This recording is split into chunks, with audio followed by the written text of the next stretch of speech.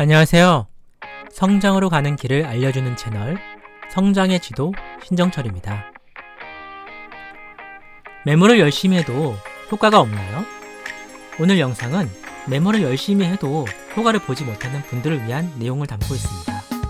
메모로 삶을 변화시키는 방법 알려드리겠습니다. 성공하려면 메모를 열심히 해라, 이런 말 많이 들어보셨죠? 그런데 메모를 열심히 한 결과는 어땠나요? 매일 열심히 메모는 했는데 메모한 수첩은 쌓여가는데 별다른 효과가 없어서 실망하지는 않았나요? 메모 아무리 열심히 해도 쓸데가 없구나, 메모를 해도 효과를 보지 못하니까 그만두는 분들이 많습니다. 그런데 여러분의 메모가 쓸모없는 데에는 이유가 있습니다. 꼭 해야 하는 3가지를 하지 않았기 때문이에요. 메모의 마법 저자는 메모의 마법을 경험하려면 3가지를 꼭 해야 한다고 이야기합니다. 첫 번째, 메모 다시 보기. 메모를 해도 소용없다는 분들의 공통점은 메모를 하고 나서 다시 보지 않는다는 거예요. 메모의 마법 책에는 이런 문장이 있습니다. 메모의 본질은 돌이켜보는 데 있다. 메모한 내용을 다시 한번 훑어볼 때 그 속에서 뽑아낼 수 있는 배움의 요소가 믿어지지 않을 만큼 가득하기 때문이다. 메모로 결과를 만들어내려면 메모한 내용을 다시 보는 시간이 필요합니다. 메모하고 다시 보지 않으면 거기서 어떤 결과물이 나올 수가 없어요. 메모한 수첩, 업무 노트, 독서 노트, 메모 앱을 다시 보는 시간을 주기적으로 가지세요. 그럼 메모 다시 보기는 왜 필요할까요? 두 번째, 인사이트 뽑아내기, 일반화. 메모에서 인사이트를 뽑아내기 위해서예요. 메모한 구체적 사실에서 일반화를 통해서 다른 곳에도 적용할 수 있는 보편적인 원리를 뽑아내는 거예요. 인사이트를 뽑은 다음에는 무엇을 해야 할까요? 세 번째, 내 삶의 문제에 적용하기.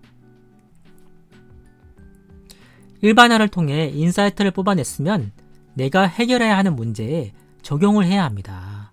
인사이트 도출에서 그치면 삶에 아무런 변화가 없겠죠. 일반화를 통해 얻은 원리를 구체적인 문제에 적용해야 결과가 만들어집니다. 메모의 마법 책에서는 이를 전용이라고 표현합니다. 전용은 일본어로 계획된 곳에 쓰지 않고 다른 데로 돌려서 쓰다라는 뜻이에요. 일반화, 전용, 어떻게 하는 건지 예시를 보면은 이해가 훨씬 빨리 되시겠죠? 지금 보여드리는 건 메모의 마법 저자 말다 유지가 노트를 쓰는 방법입니다. 노트의 왼쪽과 우측 페이지에 중간에 줄을 긋고 키워드, 사실, 일반화, 전용 이렇게 4구역으로 나눠가지고 쓰는 거예요. 그래서 사례를 한번 보면은 포켓몬스터에 관한 메모를 한번 볼게요.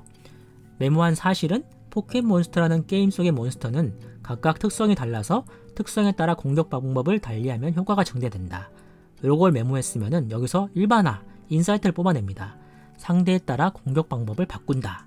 이런 인사이트를 뽑아낸 다음에 그 다음에 다른 곳에 적용할 수 있는 아이디어를 내는 거예요. 취업 전형 면접에서도 면접관의 특징에 따라 언급할 에피소드를 바꿔야 한다.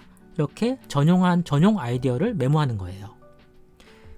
이렇게 일반화를 할 때 가장 중요한 것은 질문입니다. 메모한 사실에서 왜 이렇게 되는 걸까? 이런 질문을 통해서 보편적인 원리를 뽑고 그 다음에 그러면 다른 곳에는 어떻게 적용할까? 이런 질문을 통해서 내 삶의 문제에 적용하는 거예요. 저도 노트를 쓰는 형식은 좀 다르게 했지만 같은 방법으로 오랜 기간 메모를 해왔어요. 그래서 메모로 제 삶에 마법 같은 변화를 많이 만들었습니다. 이건 그 중에 하나인데요. 제가 오가닉 마케팅이라는 책을 읽고서 독서 노트에 메모를 한 거예요. 여기 보면은 사회적 연결을 돕는 주체로서 비즈니스는 진화하고 있다. 미디어로 진화하고 있다. 라는 책의 문장에 제가 나는 다른 사람의 사회적 연결을 돕고 있는가? 이런 질문을 적고 그 다음에 독서 모임을 오픈하자. 이렇게 제가 메모를 했습니다. 기존의 독서 모임은 회원이 고정되어 있었는데 그러면은 연결이 제한이 되는 거죠. 그래서 저는 이 책의 문장에서 아이디어를 얻어가지고 누구나 참여할 수 있는 오픈 독서 모임을 만들자 이렇게 전용할 수 있는 아이디어를 만들어낸 거예요.